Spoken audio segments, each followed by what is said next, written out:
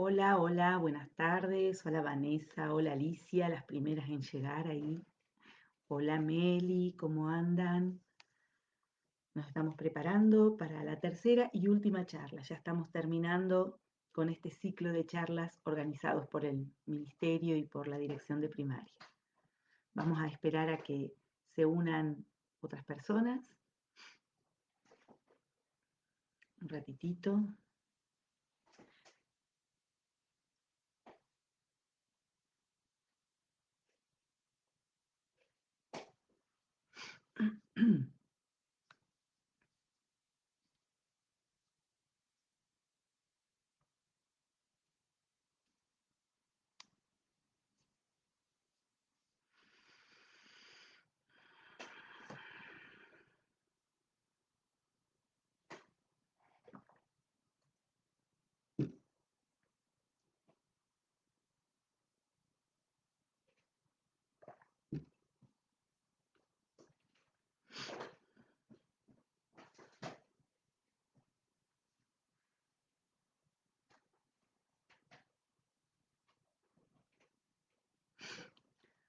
Bueno, ahí se van uniendo de a poquito.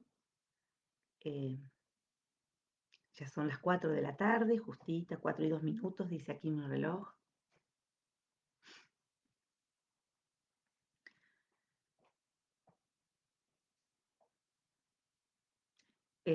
Bueno, voy a empezar a introducir la charla mientras esperamos que ingresen otras personas. Ahí yo veo que van ingresando. Esta, como les decía recién, es la tercera charla, la tercera y última charla del ciclo que hemos denominado la alfabetización en la escuela primaria en los tiempos de pandemia. La primera charla tuvo lugar el 22 de mayo. La llamamos Los chicos y las chicas se alfabetizan en casa y estaba dirigida a docentes y padres de la unidad pedagógica y a equipos directivos también. La segunda charla, Los puentes en la alfabetización, que tuvo lugar el viernes de la semana pasada, el viernes 29, eh, para docentes de tercero y cuarto grado. Las dos charlas están colgadas en la página del Facebook del Ministerio de Educación. Y esta tercera charla, el Continuum de la Alfabetización, que está dirigida a docentes de quinto y sexto grado, también va a quedar colgada para que vuelvan a escucharla o que la escuchen aquellas personas que no pueden unirse hoy. Bueno, y acá van saludando a Andrea, Bruno, Mariela, Ana Claudia, Vanessa, Liliana, muchísimas gracias por estar ahí, muchas gracias por acompañarnos en esta aventura que comenzamos con el Ministerio de Educación y la Dirección de Nivel Primario. Bueno, si leemos Cuadernos para el Aula, vamos a ver que en segundo ciclo los chicos se encuentran con prácticas más novedosas, ¿sí? Así comienza Cuadernos para el Aula hablando del segundo ciclo. Por ejemplo, el uso de carpetas, que implica una práctica identitaria, también prácticas de cuidado, de orden, de separación de las temáticas. Para cada materia tengo un espacio. Todas estas prácticas conllevan a la formación del niño como estudiante y además la construcción de la autonomía, que es lo que estamos buscando en los niños que terminan la escuela primaria. Esta autonomía que está ligada a la continua ampliación de sus posibilidades como lectores y como escritores, pero a su vez, como dijimos el viernes pasado, esto requiere de la experiencia anterior con respecto a la lectura y a la escritura, que haya sido bien trabajada los años anteriores.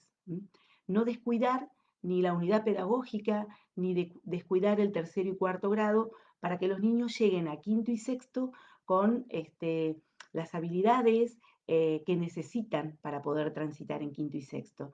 Y nosotros en quinto y sexto, a su vez, también estamos trabajando esto para dar continuidad a esta enseñanza y aprendizaje, preparándolos ¿no? En el siguiente nivel, que sería el nivel secundario. En segundo ciclo se complejiza entonces el trabajo con la lectura y la escritura de diferentes textos. Se espera que los niños tengan una lectura con mayor fluidez, con mayor corrección, usando diferentes tonos de acuerdo a los tipos de textos que están leyendo. No se lee de la misma forma un cuento que un texto expositivo, que una adivinanza. Por eso es muy importante que, más allá de que los chicos tengan esta autonomía de la que estuve refiriéndome recién, necesitan del modelo lector del docente. Necesita que el docente se muestre como modelo lector, porque va aprendiendo diferentes cosas en relación a la lectura y a la escritura.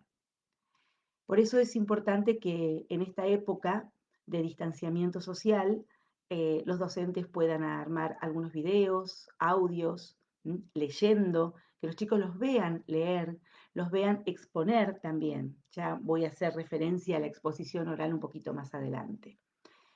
En esta época, en quinto y sexto grado, se intensifica la escritura de textos ficcionales y no ficcionales y además de textos personales, escribir sobre lo que sienten, sobre lo que están pasando cada uno de ellos.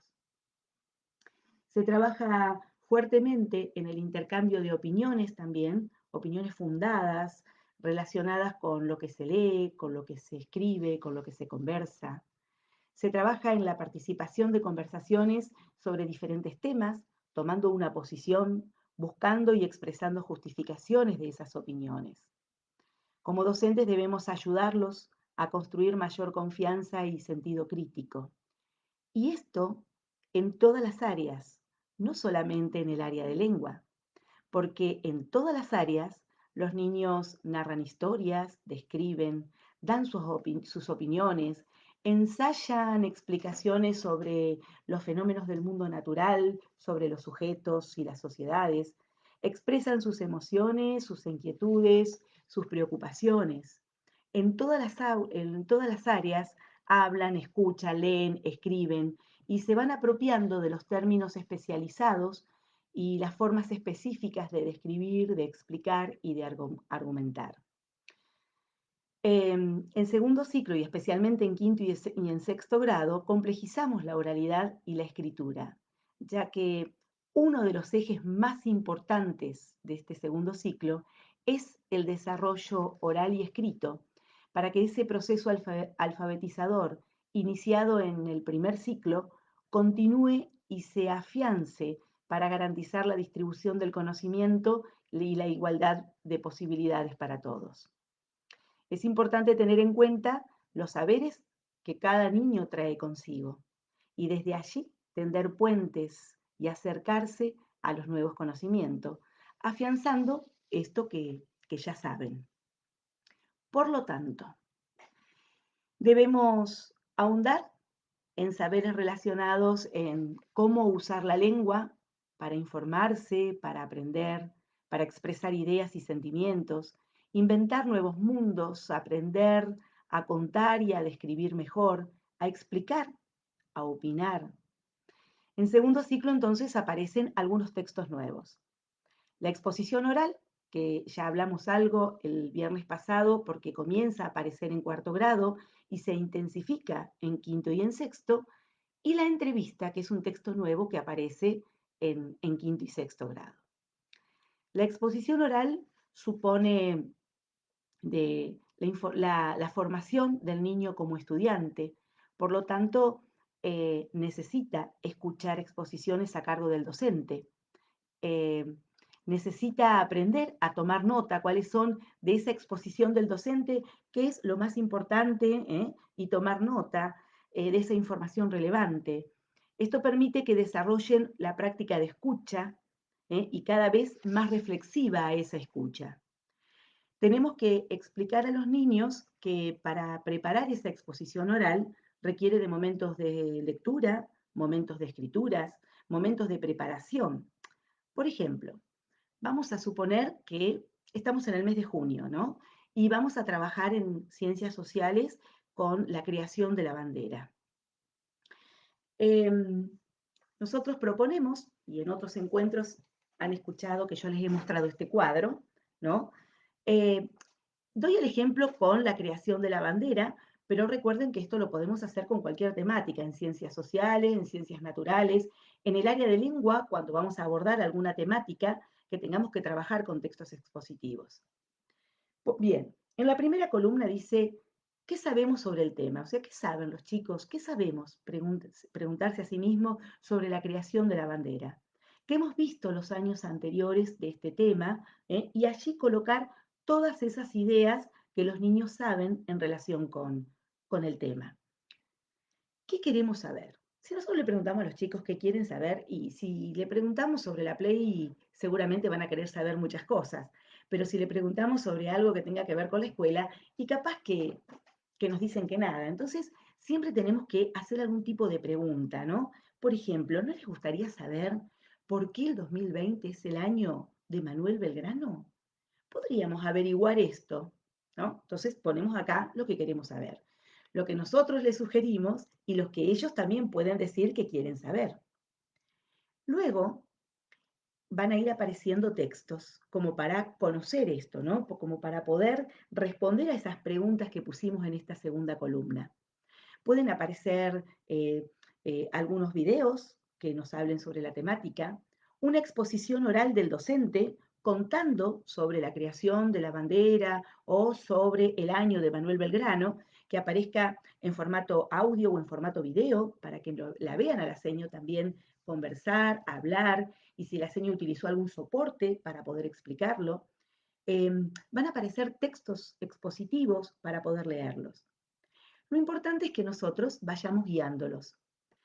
En esos textos expositivos, bueno, ir leyendo, subrayar lo nuevo.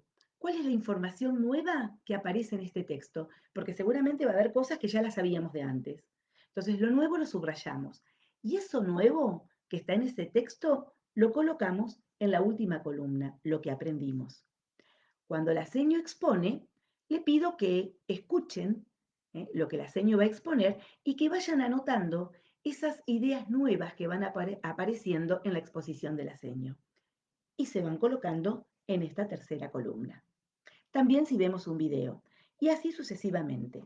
En algún momento les podemos dar a los niños algún texto para que ellos preparen para exponer con sus compañeros. Pero tenemos que enseñarles que primero tenemos que mirarlo, subrayar la información nueva, cómo le vamos a contar esto a los compañeros, armar un videíto similar al que hizo la senio, ir guiándolos para que esto pueda ir ocurriendo. Bien, una vez que tenemos completo este cuadro, esta información nueva más esta que ya sabíamos, bueno, primero vamos mirando a ver si pudimos responder todo aquello que queríamos saber y si tenemos que agregar algo más o tenemos que investigar algo más. Pero luego con esta información de la tercera columna y de la primera, puedo armar un texto y decidir qué va a ir en el primer párrafo, qué en el siguiente, si se lo tengo que contar a alguien, cómo lo voy a contar, si voy a armar algún esquema para poder guiarme. Y en relación con esto, en la organización de los materiales o los soportes visuales, las láminas, vieron que generalmente los chicos, cuando arman una lámina, escriben absolutamente todo lo que quieren decir. Tenemos que enseñarles a armar esas láminas. Tenemos que enseñarles a armar cuadros. Yo acá traje algunos ejemplos. ¿Mm? El primero es un cuadro comparativo, ¿sí? Un cuadro comparativo que en lengua lo usamos muchísimo, porque cuando los chicos leen, por ejemplo, cuentos de brujas, comparamos cómo es la bruja de un texto y la bruja del otro. También lo podemos usar en las ciencias. En este caso es la diferencia entre calor y temperatura, ¿no? Entonces, calor y temperatura y las características de cada uno de ellos. Aquí tengo el calor y aquí la temperatura. Este es otro cuadro comparativo, pero un poquito más complejo, porque es un cuadro de doble entrada, ¿sí? Entonces, acá tengo, bueno, aztecas, mayas e incas, y acá tengo arquitectura, escultura y pintura, ¿no? Entonces, enseñarle a armar y a leer un cuadro de doble entrada. En vez de darle los textos y llenarlos de preguntas para que contesten después de leer el texto, puedo presentarles algún cuadro para que ellos vayan completándolo con alguna pregunta o con alguna guía, ¿no?, del docente para que vaya haciéndolo. También aparecen, y tenemos que trabajar con estos cuadros de causa-consecuencia, problema-solución. En los textos de ciencias aparece mucho esta problemática, ¿no? Para que puedan, a ver, leemos el texto y preguntamos, bien, ¿cuál es la causa? ¿Y cuál es la consecuencia de esta causa? ¿O cuál es el problema y cuál sería la solución o las posibles soluciones que el autor está mencionando o que nosotros decidimos que pueden llegar a ser las soluciones? Este cuadro, este esquema de llaves, tema, ideas principales, luego ideas secundarias, conceptos de cada una de ellas, también lo podemos trabajar, pero tenemos que guiarlos y ayudarlos para armar esto. Acá hay algunos ejemplos que yo fui sacando. De internet, lo saqué estos ejemplos. Estados del agua: sólido, líquido, gaseoso. Y aquí tengo las características de cada uno de ellos, por ejemplo, ¿no? Acá hay otro para mostrarles. Este es en relación con el sistema nervioso. Sistema nervioso central, sistema nervioso periférico, ¿sí? Y las características, los subtemas y las características que tiene. Bien, entonces, tener en cuenta los textos que les damos y si alguno responde a alguno de estos cuadros y enseñar a hacerlos, ¿sí? Acá hay otro un poquito más complejo. Similar al otro, porque también tengo tema, subtemas, en vez de ir para el costado, va hacia abajo, y las características, ¿sí? Este es un esquema, pero aquí lo tengo con animales. Animales, la alimentación, el esqueleto y la reproducción, y las características de cada una de estas, ¿sí?, de estos subtemas. Acá hay otro que tiene que ver con la contaminación, ¿sí?, y en este caso se le agrega imagen. No solamente las características, sino las imágenes. Bueno, estos cuadros, estos soportes visuales, estos cuadros sinópticos, tenemos que ayudarles a armarlo, enseñarles a hacerlo, porque es algo que les va a servir a ellos para exponer ahora, ¿sí?, en quinto, sexto grado, pero también va a ser de mucha ayuda para los próximos años, para el próximo nivel. Bien, otra de las cuestiones que tenemos que trabajar fuertemente con los textos expositivos es establecer relaciones entre el texto y las imágenes que acompañan ese texto. Todo lo paratextual, los gráficos, los mapas, las infografías, enseñar a leer infografías. ¿Desde qué lugar se leen? ¿Cómo se puede? Porque puede tener distintos ingresos, ¿sí? Otra de las cosas que tenemos que trabajar es en iniciarlos en el resumen. Ahora bien, tengamos cuidado, porque a veces, como tenemos que iniciarlo en el resumen, leemos una novela y cada vez que leemos un capítulo le pedimos que resuman ese capítulo. Podemos resumir un capítulo de la novela en la lectura de la totalidad de la novela, pero si nosotros le hacemos resumir todos los capítulos, nunca más van a querer leer en su vida una novela por el trabajo que tienen que hacer después de leerla. Por lo tanto, tenemos que trabajar el resumen desde otros lugares también, no solamente desde la lectura de un texto literario. A veces tenemos textos muy extensos que les damos en las ciencias. Bueno, tratar de buscar cuál es la información nueva, marcarla, cómo esa información nueva me puede servir para armar un nuevo texto que va a ser mi resumen, cómo puedo relacionar esa información, con qué conectores, ¿sí? Bueno, todo eso lo tenemos que trabajar y lo tenemos que enseñar. No podemos pedirle a los chicos, darles el texto y bueno, resúmanlos y mándenme el resumen, ¿no? Entonces, ¿cómo va a ser ahora desde la virtualidad este trabajo? Si nos cuesta también hacerlo en el aula, ¿cómo podemos hacerlo para ir guiándolos, para que puedan ir relacionando esto, que puedan ir buscando las ideas centrales y armar su propio resumen con los conectores en cada párrafo para que vayan uniendo esas ideas? De todas formas, también, yo estaba hablando antes de la exposición oral, luego me fui a los textos expositivos, que son los que leemos y necesitamos para tener esa información para luego armar una exposición oral. Si nosotros le vamos a pedir a los niños que expongan un tema, le podemos dar un texto diferente que no tiene el resto, ¿no?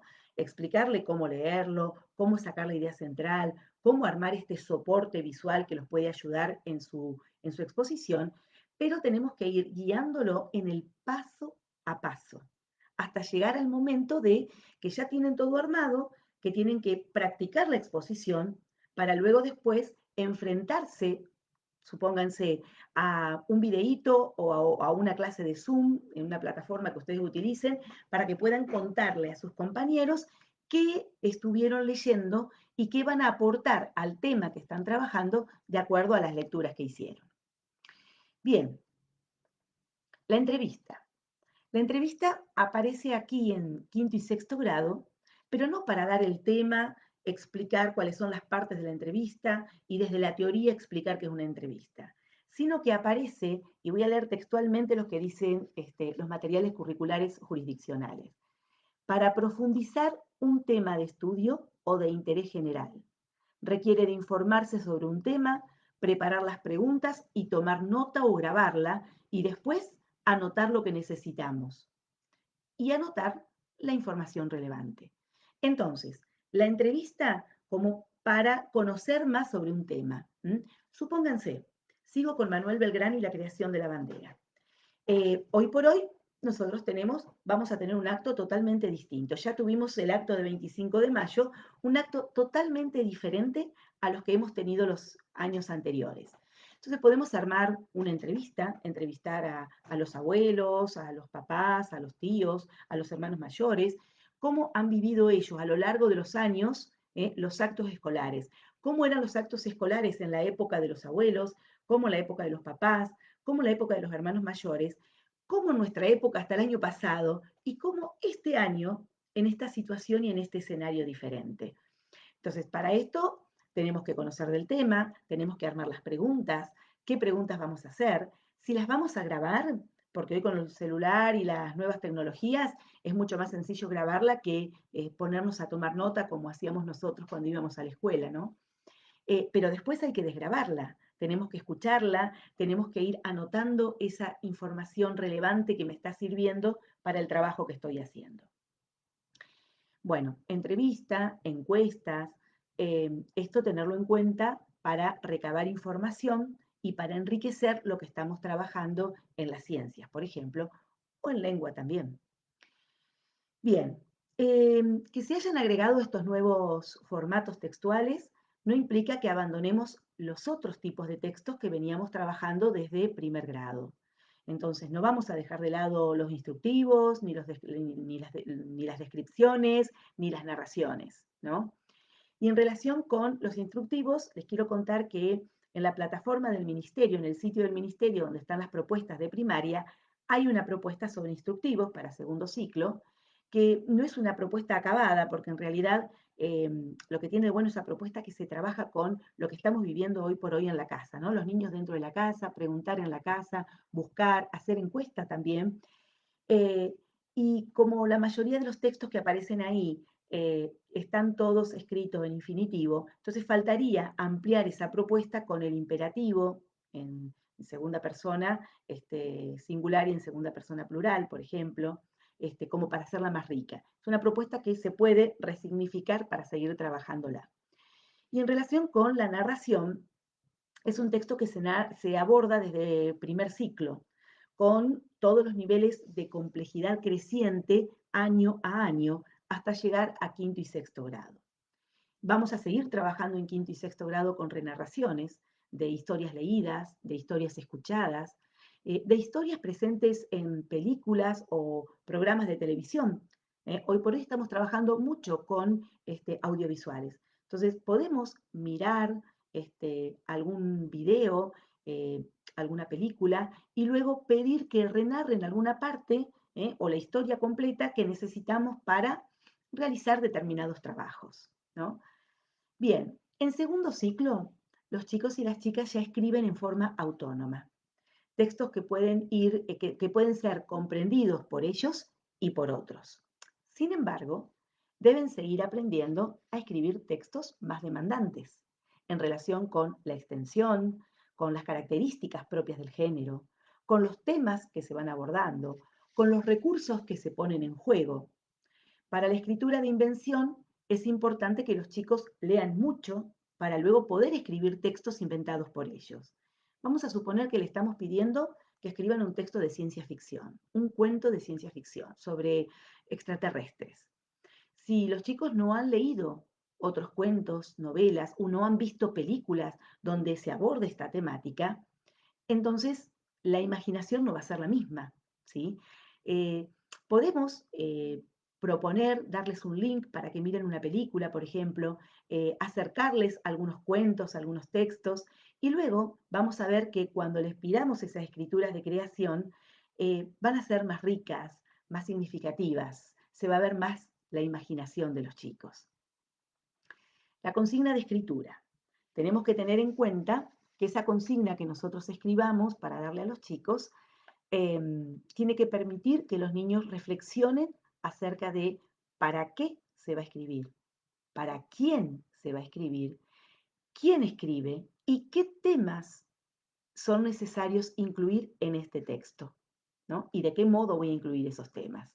Deben ser consignas claras en relación con lo que se está solicitando, consignas abiertas para que permitan resoluciones diferentes, pero al mismo tiempo lo suficientemente cerradas como para que todos puedan representarse qué es lo que se está esperando. O sea, llegar a un término medio. Ni decir, ni darles toda la información, ni tampoco no darles nada y dejarlos que escriban solos un texto de, bueno, cualquier tipo de texto, un cuento, eh, un poema, siempre guiarlos desde este lugar. Otra de las sugerencias sería armar un banco de datos sobre lo que necesitamos para escribir un texto.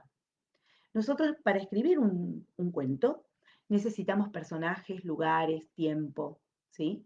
Bien, podríamos armar un cuadernito, una hoja en la carpeta, donde pongamos todos los tipos de personajes que van apareciendo. Por ejemplo, cómo se pueden vestir, qué carácter pueden tener, cuáles son los sentimientos de esos personajes.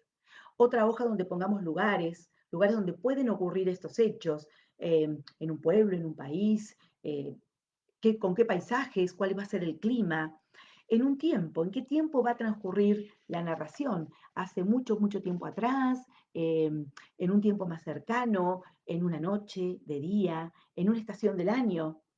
Y dentro de lo que sería el desarrollo, ahí necesitamos tener conflictos o desafíos. ¿Mm? Si nosotros no tenemos un conflicto, un desafío, deja de ser un cuento para convertirse en un relato. ¿Mm? Entonces, ¿cuáles pueden ser los conflictos o cuáles son los conflictos y los desafíos que hemos encontrado en los cuentos que leímos anteriormente? ¿Mm? Eh, estos desafíos son acciones a resolver, eh, y para resolver estas acciones puede ser que aparezcan ayudantes o pueden ser que aparezcan también los personajes antagonistas, aquellos que ponen el palo en la rueda y que no permitan que los personajes se encuentren, ¿no? Y puedan ser felices. Eh, o también puede suceder que aparezcan elementos mágicos. Entonces, de cada una de estas, de estos elementos, podríamos tener como un listado de lo que hemos ido leyendo en otros textos y que podemos utilizar en los próximos o que nos ayudan para inspirarnos, para armar nuestras historias, ¿no? Porque leemos alguna cosa, ah, mira qué bueno, y se me ocurre esta otra. También tener en cuenta en cómo van a ser las resoluciones de esas problemáticas, ¿no? Si va a haber castigos, premios, si va a haber recompensas, si va a haber una enseñanza o una moraleja, si el final va a ser cerrado o el final va a ser abierto. Podemos también analizar finales de los cuentos o de las novelas que hemos leído, a ver si tienen finales cerrados, finales abiertos, cerrados cuando se resuelven todos los conflictos y abiertos cuando nos quedan situaciones sin resolver para que otros, para que los lectores puedan imaginar qué pasa, qué pasaría, qué va a pasar después. Otra de las cuestiones que tenemos que tener en cuenta para estas escrituras, estas producciones que van a hacer los niños, es el uso de conectores. Venimos utilizando desde la unidad pedagógica conectores temporales simples como hace mucho tiempo, luego, más tarde, finalmente. Ya en segundo ciclo tenemos que empezar a enriquecer estos conectores. Por ejemplo, durante un verano, en aquellos días, poco después, pasaron los años y mientras tanto, o justo cuando, cada vez que decía de repente, ¿no? Ir buscando otros para que la historia sea más rica, ¿sí? Dentro de la historia aparezcan otros hechos y otros tiempos. Utilizar este banco de datos para las producciones de los estudiantes e ir enriqueciéndolos cada vez que leemos cuentos nuevos o cada vez que a alguno de los chicos se le ocurre una idea nueva. Se pueden ir agregando en ese banco de datos. Ahora bien, está muy bonito, escribimos un montón, a los chicos les encantan estas producciones de invención, pero no nos tenemos que olvidar del proceso recursivo de escritura. Los chicos, a lo largo de todos los años de su escolaridad, van desarrollando posibilidades de revisión, de revisar sus propios textos. Van apelando a esos aspectos normativos que van aprendiendo, ¿m? Pero siempre van apareciendo otros nuevos. Por eso es bueno que cuando los chicos escriben y nos mandan sus producciones, leerlas atentamente, no corregirlas de una, sino ir viendo cómo podemos hacer para que los niños vuelvan sobre esos textos, para que los niños eh, revisen, ¿no?, lo que están escribiendo. Para ello tenemos que conversar con ellos sobre algunos aspectos. Hay cuestiones que ya venimos trabajándola desde antes. Por ejemplo, después de un punto va mayúscula. O si nosotros estamos trabajando con determinado vocabulario, estamos trabajando con cuentos de brujas, entonces aparece la palabra pociones. ¿Cómo se escribe pociones? ¿Sí? Es una palabra que venimos trabajando, que la tienen escrita en la carpeta, que la tienen en algunos libros que fueron leyendo, en algunos textos.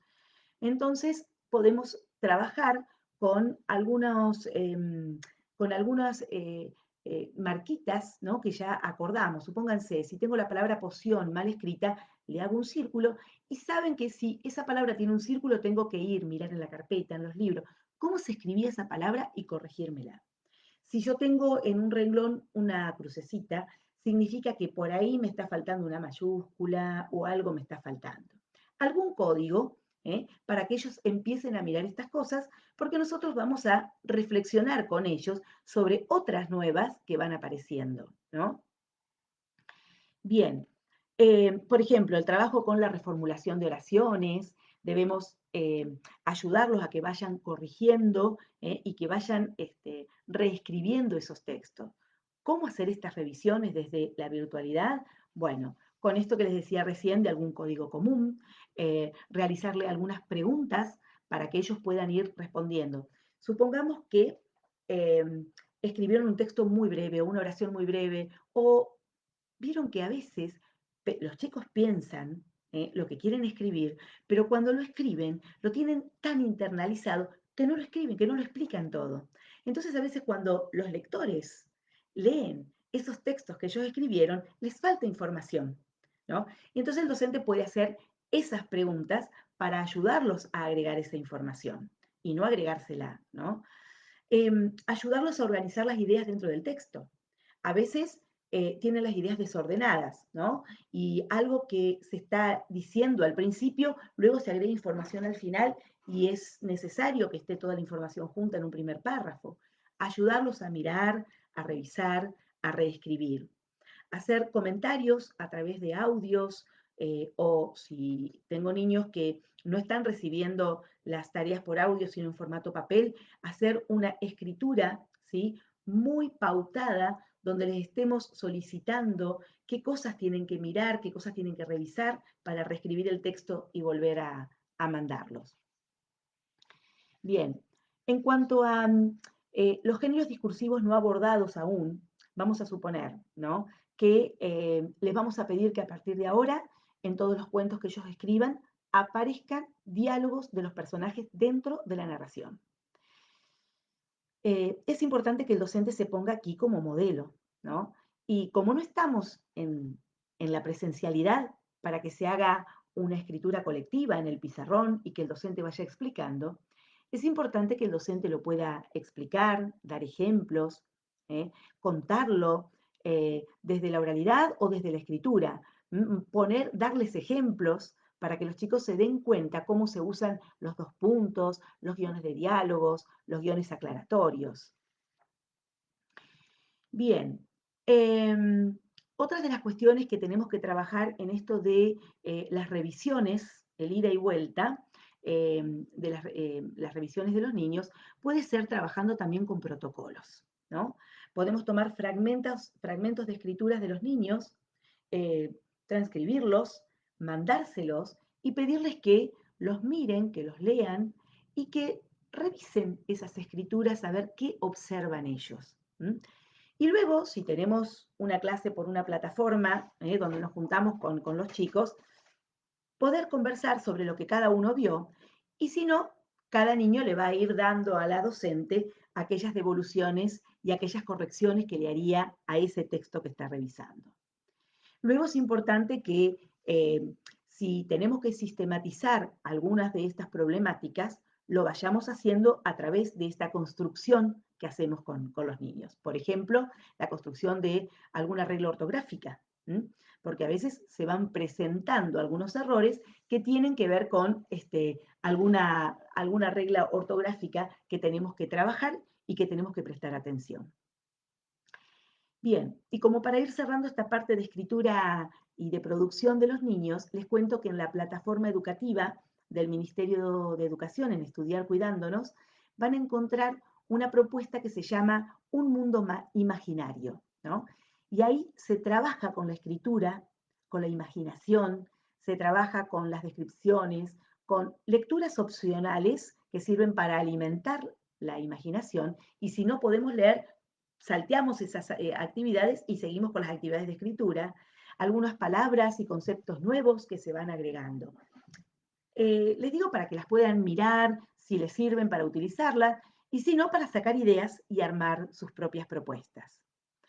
Otras de las sugerencias que di el viernes pasado, y lo voy a repetir ahora nuevamente, es el diario de la cuarentena.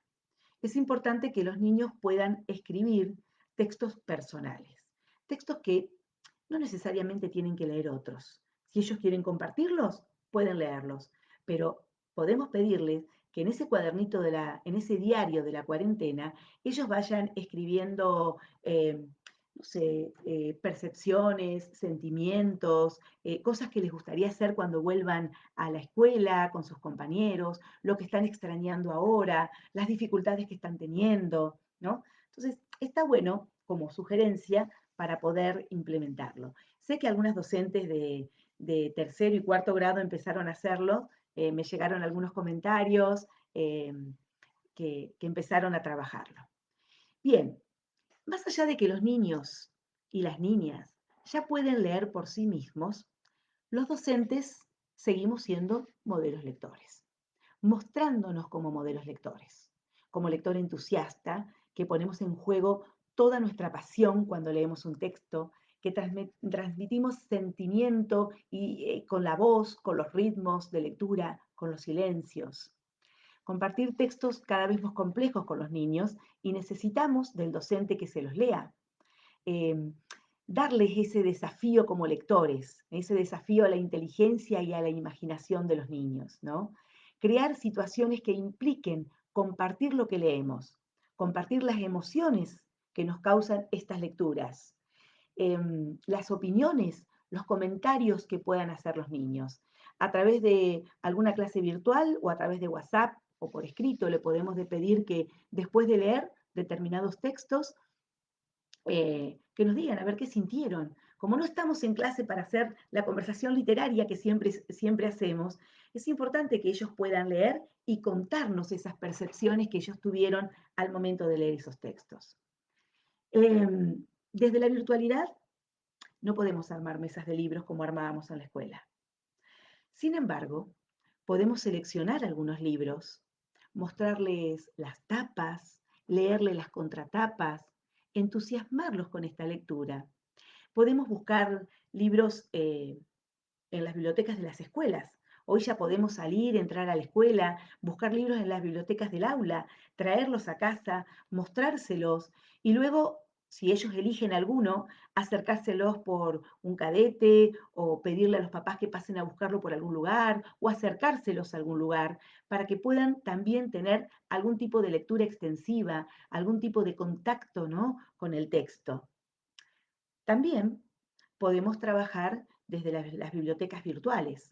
Vieron que las bibliotecas, bueno, la biblioteca de maestros se abrió hace muy poquito para que podamos entrar, seleccionar texto, leerlos, pero hay editoriales y otras bibliotecas que pusieron a disposición en esta época de pandemia los textos para que podamos seleccionarlos. Entonces, nosotros como mediadores, como guías, ingresar, seleccionar alguno, pedirles eh, que entren, que lean, que elijan alguno, que los miren, que los ojeen y que elijan algunos para leerlos y luego nos cuentan qué cosa leyeron y cuáles son aquellos que no eligieron y por qué, ¿no?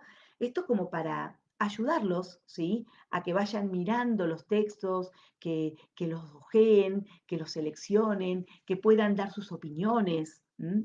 Darle las herramientas para que cuando ellos tengan que consultar materiales dentro o fuera de la escuela, puedan hacerlo. En esta área o en otras. Deben desarrollar habilidades lectoras estratégicas, poder leer los paratextos, poder leer los títulos, los subtítulos, poder leer un índice. Em, Bien, trabajar también con el texto propiamente dicho, por ejemplo, con determinadas connotaciones o definiciones o metáforas. ¿Qué quiso decir el autor cuando está?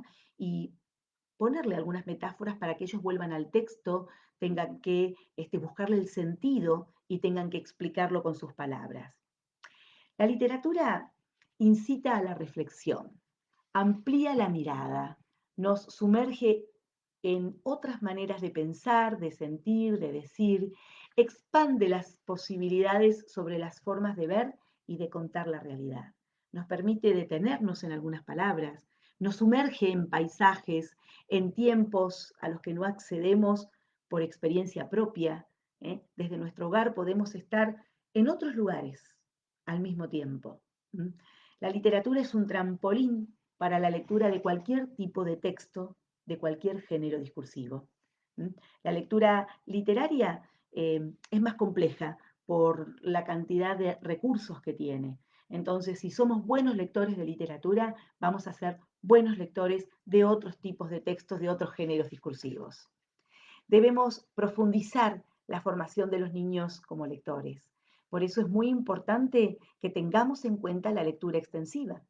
No solamente la lectura intensiva, que es aquella que seleccionamos el texto y le damos actividades que vuelvan al texto una y otra vez, eso está bien, volver al texto una y otra vez, más que nada, por ejemplo, los textos periodísticos, los textos informativos, o también los textos literarios, para comprenderlos, para que tengamos una mejor comprensión lectora, volver una y otra vez sobre el texto, pero no todo el tiempo lo mismo con todos los textos.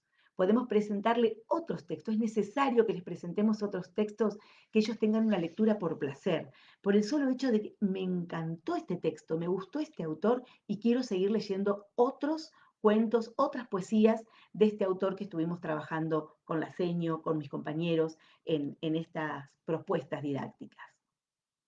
No nos olvidemos que también en quinto y sexto grado tenemos que leer novelas.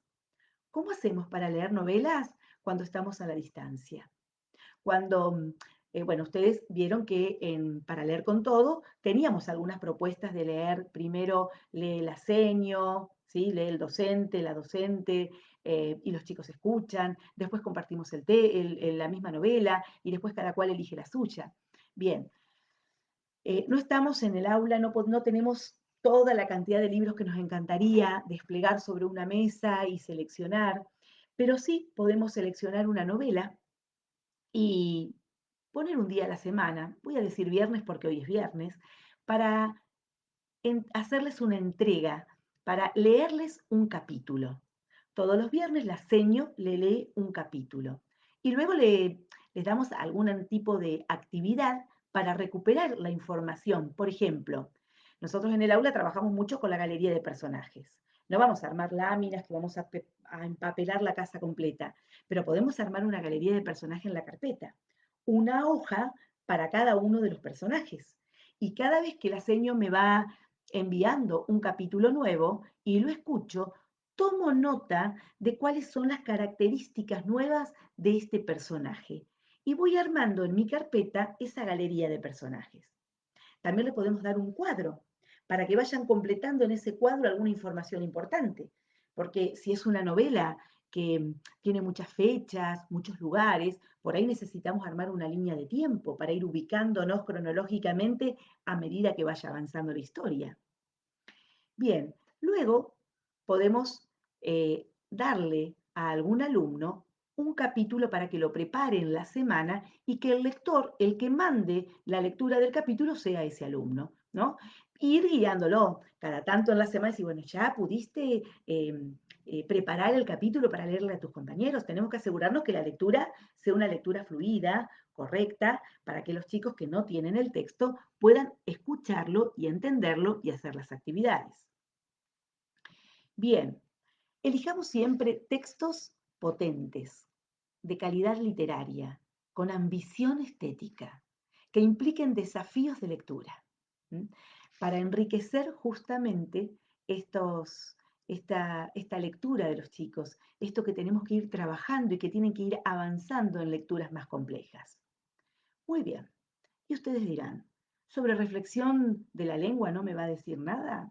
Ahora viene la parte de reflexión sobre la lengua. Cuando nosotros trabajamos con los protocolos que mencioné anteriormente, o cuando trabajamos con las revisiones de los textos que escriben los niños, ya estamos trabajando con reflexión sobre la lengua, sobre los textos que están escribiendo ellos, ¿no? Bien, trabajar a través de los conocimientos lingüísticos intuitivos de los niños es por donde tenemos que empezar. A ver, un niño sabe intuitivamente que el sujeto de una oración y el verbo concuerdan en persona y número, ¿sí? Si yo digo, eh, no sé, Juan juega en el parque, no voy a decir Juan juego en el parque, es Juan juega, no es Juan juego, porque si juego soy yo el que juego. Entonces, intuitivamente los niños esto lo saben. Ahora bien, no manejan la terminología, desconocen los términos técnicos. Y en segundo ciclo se comienza a incorporar esta terminología. Tendríamos que comenzar a hablar sobre la lengua utilizando un vocabulario con cierto grado de precisión. Esta terminología el docente debe usarla una y otra vez en diferentes situaciones, con distintos propósitos y en todas las áreas. Por ejemplo, si yo digo en ciencias naturales, el agua se evaporó, ¿alguien sabe qué significa el verbo evaporar? No estoy trabajando con, a ver, no es que yo les voy a enseñar verbos en ciencias naturales, pero estoy utilizando una palabra que atraviesa todas las áreas, porque verbos, sustantivos y adjetivos usamos todo el tiempo. Entonces, utilizo de esta forma para que se vayan comprendiendo los conceptos gramaticales que conforman un sistema, lo que supone relaciones de distinto tipo. Esto implica que no es posible trabajar de manera aislada los conceptos, sino que es necesario ir tejiendo una red conceptual. Por ejemplo, yo no voy a dar una clase diciendo, bueno, hoy sustantivos, ¿no? Entonces, le doy el concepto de sustantivos y estaríamos como volviendo hacia atrás en relación con el enfoque que nosotros estamos trabajando dentro de las escuelas. Pero sí vamos a ir trabajando, vamos a ir hablando de sustantivos en diferentes momentos y vamos a ir construyendo entre todos estos conceptos. Bien, por ejemplo, el viernes pasado hablamos sobre estos temas porque en tercero y cuarto grado comienzan a reflexionarse acerca de estas clases de palabras y habíamos armado unas cajas, ¿sí? Unas cajitas donde en tercer grado aparece solo la pregunta, ¿qué es, quién es, cómo es, qué hace? Y ahí dentro vamos poniendo las palabras conocidas, no una lista de palabras que yo le doy a los niños porque sí, sino que de cada una de las propuestas didácticas que vamos trabajando, el docente va tomando las palabras clave, las palabras significativas, y les va pidiendo que las clasifiquen dentro de esas cajas. Y luego en cuarto grado, que ya tenemos que empezar a manejar estos nombres, ¿no? Empezar a analizar, sacamos todas las palabras, las pegamos en un pizarrón, esto cuando estamos en el aula, ¿no? Pero yo les explicaba que podíamos hacerlo, ¿no? Desde la distancia, sacar todas las palabras, ponerlas sobre la mesa y empezar a ver cuáles son las que estaban respondiendo al qué es y cuáles al quién es, para empezar a trabajar esta diferenciación entre sustantivos comunes y sustantivos propios. Ahora bien, cuando llegamos a quinto y sexto grado, ya se nos va complicando un poquito más la cosa, porque también, aparte de trabajar con sustantivos y reflexionar acerca de los sustantivos propios y los sustantivos comunes que aparecen en los textos que leemos y en los textos que escribimos, también tenemos que hablar de los sustantivos comunes y abstractos, ¿no? Y una vez que nosotros hacemos esto, podemos armar esta es la misma cajita, solo que le pegué algo encima, ¿no? La misma caja del viernes pasado. Y aquí dentro, fíjense, yo puse unos tabiques para poner, ¿no? Acá los sustantivos propios y de este lado los sustantivos comunes y dividir los concretos de los abstractos, ¿sí? También, una vez que tengo las palabras, las pongo sobre la mesa, comienzo a mirarlas, a reflexionar acerca de estas palabras y cómo distinguirlas y vamos armando los conceptos a través de la reflexión entre todos. Lo mismo con los verbos. En tercer grado aparecía la pregunta, ¿qué hace? En cuarto grado a esto le poníamos nombre verbo y veíamos que eran verbos de acción, pero ojo, no todos los verbos son de acción. Hay verbos de proceso, verbos de estado. Si yo digo que estoy aburrida, el verbo aburrirse no es un verbo de acción, sino es un verbo de estado. El verbo pensar es un verbo de proceso. Entonces, en esta cajita donde dice verbos, voy a poner verbos de acción, de estado, de proceso, de evento, dice Marta Marín en su libro Una gramática para todos. Bien, lo mismo con los adjetivos. Si voy a empezar a diferenciar los calificativos de los gentilicios o los numerales, ¿está? Bien. También el viernes pasado hablamos sobre la acentuación. En, en cuarto grado se trabaja en reconocer y emplear reglas generales de acentuación, ¿no? No voy a repetir todo lo que dije el viernes pasado, pueden ir a esa charla y mirarla, pero el producto final fue este, ¿sí? El viernes pasado hicimos esto. Trabajamos con las palabras que tienen tilde primero y las clasificamos en agudas, graves, drújulas. Después trabajamos con las otras palabras, las que no tienen tilde, y fuimos armando estos conceptos, la regla de las palabras agudas, graves y esdrújulas. Ahora bien, en quinto grado tenemos que trabajar en emplear y reconocer casos especiales de acentuación. Por ejemplo, la tildación de pronombres interrogativos y exclamativos y de palabras que llevan hiato. Estas palabras, a ver, tengo que buscarlas, tengo que encontrarlas, tengo que reflexionar con ellos en las escrituras que ellos van realizando y en los textos que vamos leyendo. Por ejemplo, en un mismo texto aparece cómo con tilde y cómo sin tilde. ¿Qué pasa? ¿Una de las dos está mal escrita o pasará algo? ¿No? Reflexionamos en qué momento el cómo lleva tilde, cuando el cómo no lleva tilde, ¿está? Y vamos entre todos armando esos conceptos. Y ahí le vamos dando algunos ejemplos y vamos prestando atención. Pero otra de las cosas que tenemos que hacer es ver que estas palabras son la excepción a esa regla que recién yo les estaba mostrando. Porque como con tilde es una palabra grave terminada en vocal. Y en esa regla dice que las palabras graves terminadas en vocal no llevan tilde. O les daba el ejemplo de río la semana pasada. Es una palabra grave terminada en vocal. ¿Qué pasa? Es una palabra que tiene hiato. En sexto grado, aparte de esto, aparecen reconocer y emplear casos especiales de acentuación en relación con la tildación de monosílabos. Bueno, ya no vamos a esto porque si son monosílabos no son ni palabras agudas, ni graves, ni esdrújulas, son monosílabos. Los monosílabos no llevan tilde, pero resulta que hay momentos que hay monosílabos que sí lo llevan. Entonces, ver cuáles son, hacer lo mismo que hicimos con cómo, ¿no?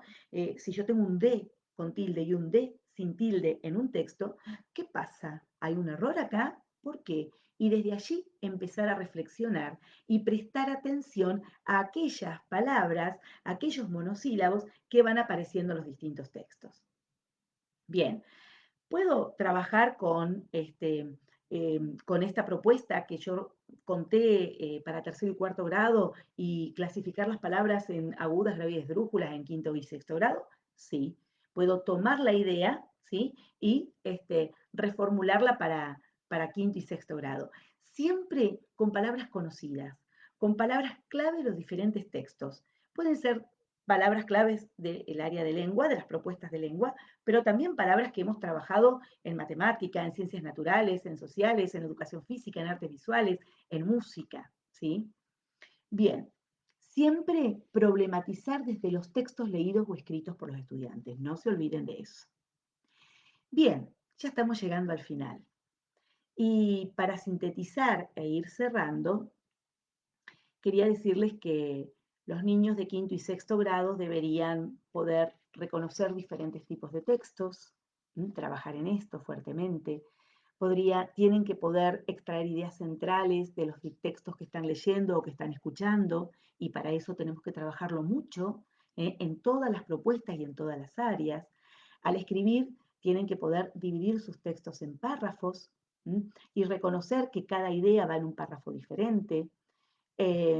Lo más importante es el trabajo con las operaciones cognitivas, poner en juego un conjunto de habilidades de pensamiento, esto de identificar, relacionar, analizar, deducir, elaborar hipótesis, producir conocimientos, esquematizar, sintetizar, comparar, ¿no? Son habilidades de pensamiento, operaciones cognitivas que tenemos que trabajar durante todo el tiempo en todas las áreas.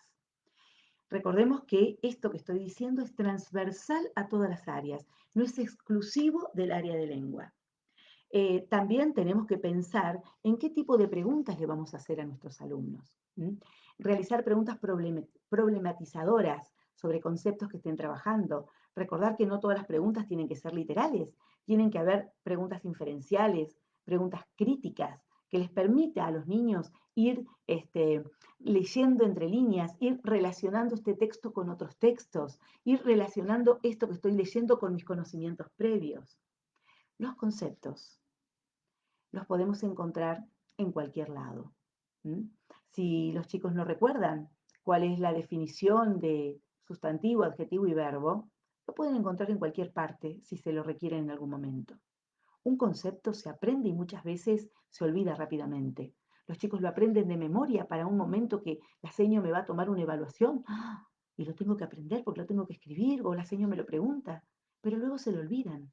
Pero las habilidades, las operaciones cognitivas adquiridas duran para toda la vida. En las diferentes circunstancias, en todas partes, en cualquier tipo de textos, los chicos pueden utilizar esas habilidades, esas operaciones cognitivas. Y ahora les voy a preguntar a ustedes. Sé que no los puedo escuchar, pero hago esta pregunta y la voy a responder yo por ustedes. ¿Es necesario cumplir con todo el programa como lo tenemos escrito, como lo pensamos para la presencialidad? ¿O podemos en este tiempo armar un programa alternativo para esta época, centrado en aquello relevante, significativo, para no atosigar a los niños y a las familias? No podemos enseñar lo mismo que teníamos pensado, ¿sí? ¿Tiene sentido enseñar hoy lo que pensaba enseñar en el aula? Priorizar siempre cuando seleccionemos los saberes el para qué. ¿Para qué voy a pedirles que hagan esto? Para que impacte en los aprendizajes de los niños. No podemos tampoco mandarles actividades sueltas. Tratemos de articular las actividades, que vayan formando, que vayan conformando verdaderos textos y verdaderas propuestas. Bien, ahora, ¿cómo observar el avance de los niños, de los estudiantes? ¿Cómo realizar una retroalimentación significativa? Los estudiantes de quinto y sexto grado ya están en condiciones de poder empezar a autoevaluarse. Podríamos preguntarles al terminar la semana, a ver, ¿qué creen ustedes que aprendieron durante esta semana?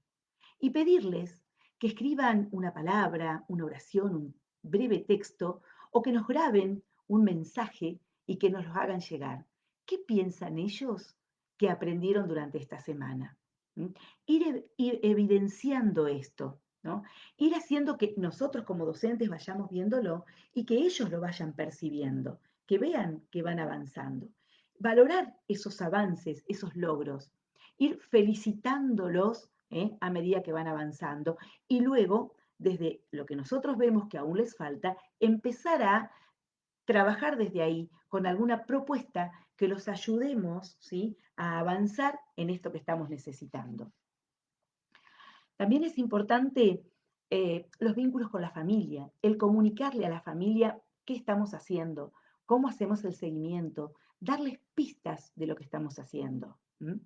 Y en relación con lo que estamos mandando a los hogares, acuérdense que lo dije en todas las charlas, no sé si ya me lo escucharon, más vale poco, pero bueno, que sea significativo. Propuestas desafiantes, interesantes para ellos y para nosotros, que nos gusten a nosotros y que les gusten a ellos hacerlos, ¿sí? Clases potentes. Eh, a ver, ir armando esas clases que les llame la atención, que ellos digan, hoy tengo que trabajar en esto, me encanta esta propuesta. ¿M? Armar también una agenda donde se articulen las distintas actividades que les vamos enviando, que no estén todo el día pendientes de la escuela. Están en quinto y sexto grado, van a tener que estudiar más, van a tener que hacer trabajos más complejos, pero no por esto los vamos a atosigar de actividades y que no tengan tiempo de jugar, de compartir en familia, de mirar televisión. ¿M? Recordemos que cada casa es una realidad diferente, que el acceso a Internet no siempre es igual en todas las casas, que tenemos que ser cuidadosos en este sentido, que tenemos que tener paciencia. ¿M? Bien, y finalmente quiero decirles algo que dijo Rebeca Anijovic en una charla que dio el jueves 14 de mayo, muy recomendable para escuchar, y ella dijo allí, enseñar no es dar clase, enseñar es movilizar el deseo de aprender y proporcionar los escenarios para que esto suceda. Por eso eh, les voy a pedir que miren, que observen todo lo recorrido en estos 2 meses y medio que llevamos de virtualidad y que consideren a ver qué cosas de los que están haciendo es bueno seguir haciendo, cuáles debo empezar a hacer porque no lo he hecho todavía y cuáles debo revisar porque no me dieron el resultado que yo esperaba. Esto tiene que ver con el protocolo SER que mencionan Anijovic y Capelletti en su libro sobre retroalimentación. Bien, ya llegamos al final y como en las demás charlas, por supuesto, les voy a leer un cuento. Un cuento del libro de los abrazos de Eduardo Galeano que se llama Los sueños olvidados.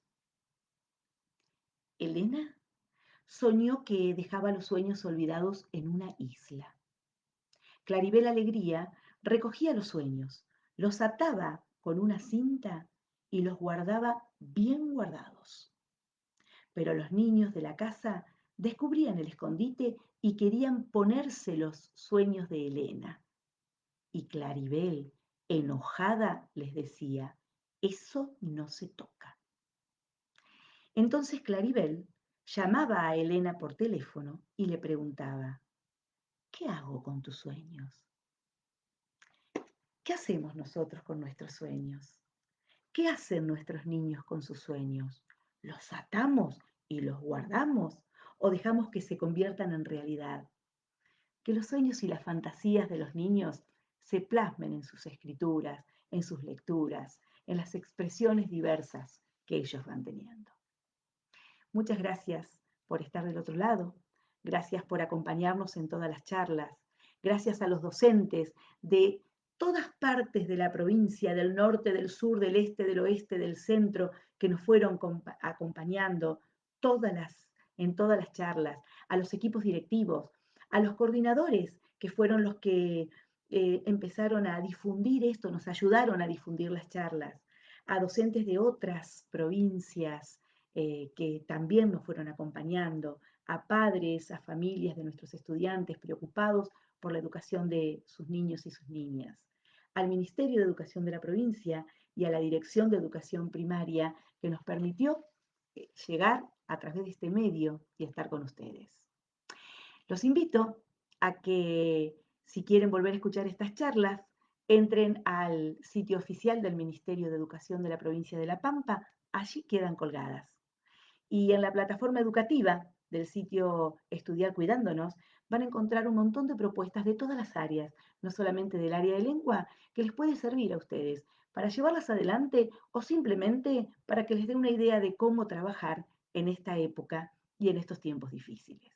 Muchas gracias por su atención, cuídense y cuiden a sus estudiantes.